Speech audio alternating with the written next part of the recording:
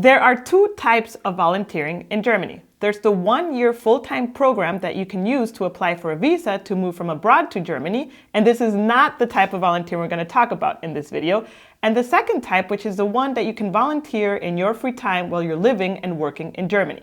That's the one that we're going to cover in this video, on how you can get involved with local communities in the city that you live in Germany. Hey, my name is Jen and I'm from Guatemala. And mine is Yvonne and I'm German. And together we're from Simple Germany, where we create English content to empower internationals to settle into life in Germany more smoothly.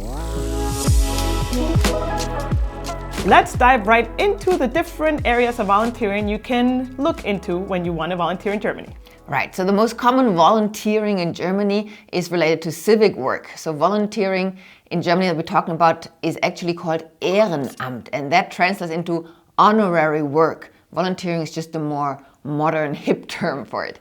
So it's pretty much really you serving your time for no pay. And it is very multifaceted in Germany. It could be something regular that you do once a week or once a month. It could be project-based, that is just a singular activity, maybe on a weekend. A lot of volunteering is in person, like physical activities, but also there's a lot of search for volunteers online, for example, in web design or social media, because of a lot of the associations, of course, also want to have an online presence. It's important to define the area that you want to get involved in, because there's a lot of areas to cover. We would give you an example of the most popular areas in Germany of types of volunteering that you can do. Just to spark curiosity, we will give one example per area, not to mean that this is an exhaustive list. There's a bunch of opportunities to volunteer in Germany, but this is just to maybe get the conversation started in your head. You could focus on the environmental area. A very simple starter task would be, for example, to participate in trash collection days. There's the animal welfare area, and one example is to go to your local animal shelter and volunteer there to, for example, to walk dogs. They are looking for dog walkers all the time. You might need, I think, an extra training for this. I think some of the volunteering work that we're going to mention has an additional layer of training. However, if you're willing to commit your time to it, that shouldn't be any issue. Then, of course, there is the area of children and youth volunteering. And here a very common theme that volunteers do is they mentor and they tutor children that might need additional support. There's the areas of refugees and integration, where there you can participate in cultural events or also for mentoring, sharing your story, being there to help in the areas that they need help with. Maybe in something that you struggled with already, overcame, that you can then pass forward your experience. Then, of course, where there's youth, there's also elderly people. And there is a lot of support needed in that area. And it could be something as simple as that you go grocery shopping for some elderly person, or that you simply listen to them, because often there's also a lack of social interactions. Another area you can focus in is poverty and homelessness. Here you could either volunteer to help with a food bank to collect the packaged food, or another activity you could do is help serve meals for homeless people that have a voucher to get that meal in a certain organization. Then there's the area of supporting people with disabilities. And this could be a regular thing where you really caretake of a certain person, or it could be more of a recreational thing where, for example, you accompany a group of disabled people to a concert, for example. Another one could be arts and culture. Every city or location has a lot of not so popular theaters and different events happening which you can volunteer. As an example, there's the youth theater that you can look into, and if you have any experience with theatrical stuff, you could help to put together a performance or help during the logistics for a performance. For example, in Bonn, where Yvonne is from, there is the Beethoven Festival, and then they're looking for volunteers also to help during that period of time with the ticketing and all kinds of different things that they need support with. Although I would argue that is not an unknown festival, it's quite a big one, yes. That is the most popular one. And then there's the big area of sports and recreation. And this is really big for volunteering, especially again with youth teams. A lot of the youth coaches in handball, soccer, swimming, it doesn't matter which area, are often on a volunteer basis. Not always, but often. But it doesn't have to be such a big regular thing. It could also simply be supporting an event in your city. For example, being a volunteer at the local marathon or at the triathlon that I usually participate in. There needs to be tons of people along the tracks just making sure that the whole event runs smoothly. And the last area we want to mention here at this stage is the area of rescue and disaster protection. Again, this is a huge area in Germany. I would say actually the culture society is based on this. And there's two institutions I want to mention here. There is the THW, which stands for Technisches Hilfswerk. And those are pretty much the big blue trucks that you might see on the street whenever there is some sort of disaster, natural catastrophe happening. And they support whenever there is high water, like flooding, for example, to make sure that the levees don't break. They're the ones that put all the sandbags. They're the ones that come and maybe pump out the water from your basement. Pretty much whenever there is a natural disaster, they are there to help. And the second one is the voluntary firefighters. Actually, a very big part of Germany's firefighter system is based on volunteers. And this is, of course, a more of a long-term commitment. For both, you need to go through multiple exhaustive trainings. Makes sense. But those, in my opinion, are also very rewarding because you really build and become part of a true community. Now to the big question, how to get involved. How do you even get started? First, let's talk about the very popular and big relief organizations in Germany. Some examples, this is not by far an exhaustive list, but some examples could be the Red Cross, which is worldwide known for having volunteers that you can go and support in multiple aspects or areas that we talked about.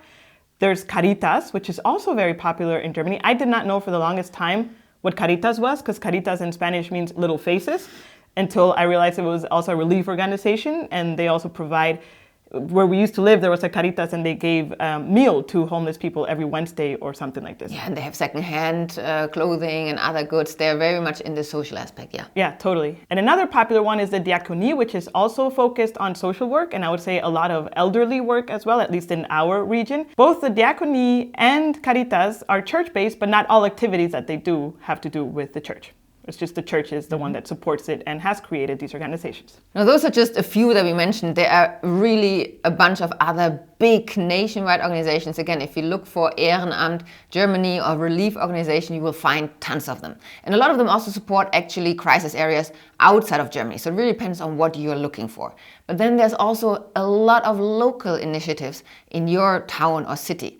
So the best way to actually get an overview of what is on offer in your city is by Googling Ehrenamt plus your city. And you will really find an abundance of opportunities, or at least associations to get started with. One big disclaimer, don't get disappointed by the websites of some of these organizations, because some of them are still very old school, I would say, and when you open them, it might be very overwhelming, the amount or lack there of information. So just have an open mind, and if you're interested in an area and you find an organization that works in that area, I think also the best thing, if their website is kind of like crappy, is to reach out to them directly and see what opportunities they offer. An important vocabulary you will come across a lot is sich engagieren. Pretty much to get engaged, to get involved. And this is the German word for pretty much saying, I volunteer my time for no pay. Because the Ehrenamt in Germany is typically without pay. You really volunteer your time and expertise. You could get compensation for expenses that you have to pay for whatever work you do. And you can get up to 840 euros per year as compensation, which is tax-free for non-commercial activities. However, that really depends on the organization, whether they will pay that amount as a fixed fee or just really as a needs basis when you hand in receipts. When you dive a bit deeper into the topic, you will notice that for some activities, as Jen already mentioned earlier, for the dog activities, you might need extra training. For the firefighters, you need extra training. You might also need to provide an extended criminal record, for example, if you'd like to work with children. Makes sense. Just to make sure that you are in the right space to also offer that help. And besides Google, another two apps that I found during the research are, one is called Let's Act, where the website and everything, they actually have an app also in English. Wow. And also Flex Hero. So those are two modern startups, NGO startups that would like also to spread the word and help people get engaged faster. To be honest, here in Düsseldorf, the selection of opportunities wasn't that abundant. So it really depends a little bit on what you're looking for. But those are all three areas you could look at to see if there's something that sparks your interest. If you're finding the content of this video helpful, then please leave us a like. That helps us a lot. And if you would like to get notified every time we release a new Simple Germany video, then hit that subscribe button. And if you want to go the extra mile, you can always support Simple Germany by buying us a virtual coffee at simplegermany.com/coffee. Thank you for your support. Now, it's really difficult to be as specific as we usually are in some other videos on this topic, just because it's so vast. But to help you even create a more crystal image in your mind, we would like to share some experiences from my family and ourselves with the topic of Ehrenamt and volunteering in Germany. For example, when I was a teenager, I did competitive swimming for quite a lot of time, like 10 years at least. And my dad, for maybe 5 or 6 or 7 years, I don't recall exactly, he took care of the books, of the finances of that swimming club for free. He did that on the side because that's also in his professional area. He has the expertise, and he just helped to keep the book or bring the books back from the red to the black numbers, so to say. My mom was once a volunteer in a very not so popular area. It's not so commonly known about, and she was a lay judge.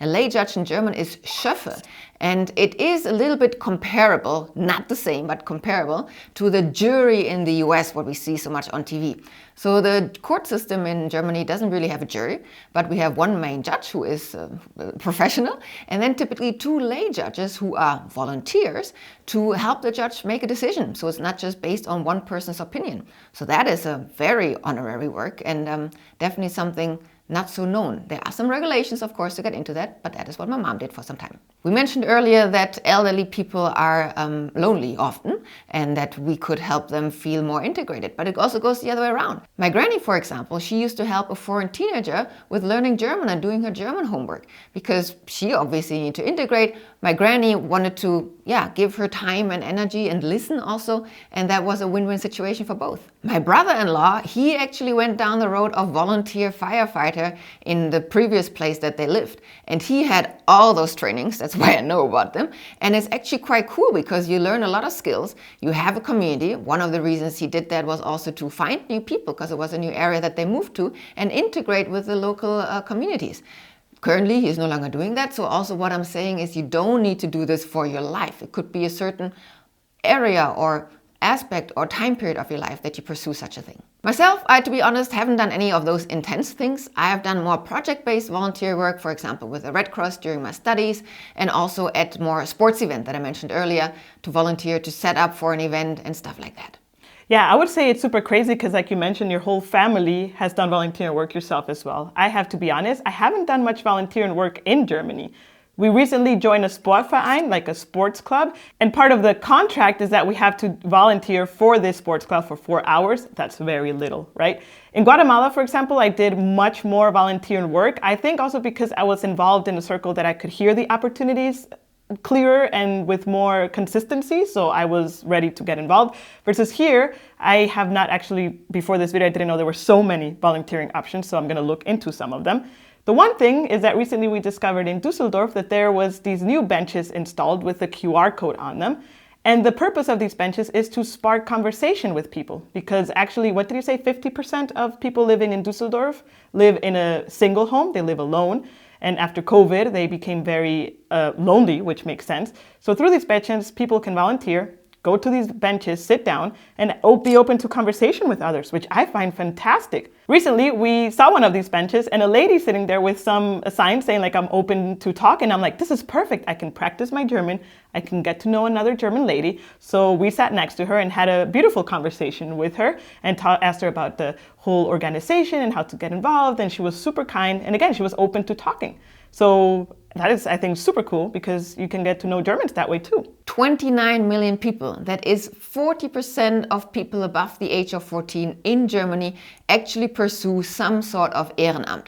I was not aware of that huge number before doing the research for this video. And that just shows that a system, a democracy like Germany, is based on voluntary work. If we wouldn't have that voluntary work, a lot of things wouldn't work the way they do in our society. And I would say the clues were there of this 40% because as we just mentioned, all of your family has done voluntary work. If you decide to get involved, you will most likely need to brush up your German skills and interact with Germans. And to understand them better, you can watch this video about the 12 funny sounds German makes, which you can look here on the left.